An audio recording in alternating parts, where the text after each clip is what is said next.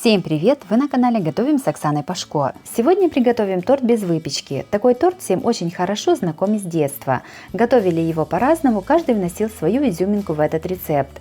В этом видео я предлагаю свой вариант вафельного торта. Подписывайтесь на мой канал и узнавайте еще больше вкусных и простых рецептов. Сначала приготовим крем. Берем 200 грамм мягкого сливочного масла, нарезанного кусочками, и кладем его в миску. Масло взбиваем миксером примерно 3-4 минуты до бела.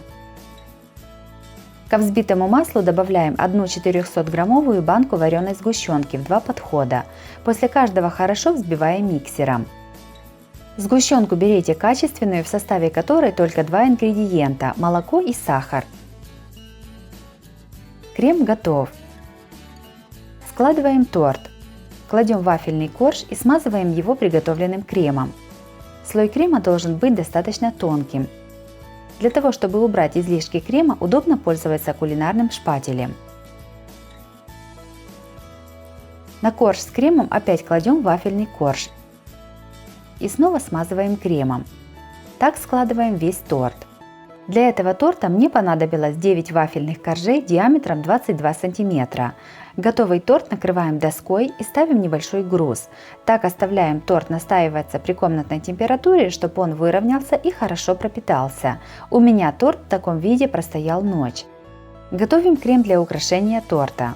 100 грамм белого шоколада кладем в мисочку и наливаем примерно 20 мл молока или сливок.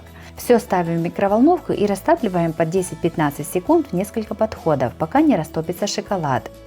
После каждого нагрева вынимаем из микроволновки и перемешиваем. Будьте внимательны, не перегрейте шоколад, иначе он может свернуться. Растопленному шоколаду, если нужно, даем немного остыть при комнатной температуре. Шоколадная глазурь должна получиться достаточно густой, чтобы не стекать с торта. 30 грамм грецких орехов нарезаем ножом на мелкие кусочки. Приготовленной шоколадной глазурью смазываем торт. Сверху торт посыпаем измельченными орехами. Готовый торт разрезаем на порционные куски и подаем на стол. Вафельный торт получился очень вкусным и его легко готовить. Такой торт сможет приготовить каждый. Обязательно приготовьте такой торт своим родным и близким.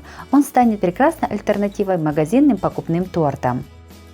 Если вам понравился рецепт такого торта, то обязательно ставьте лайк и пишите комментарии. Подписывайтесь на мой канал, чтобы не пропустить новые видео, они выходят каждый день. С вами была Оксана Пашко. Готовьте вкусно, готовьте с удовольствием.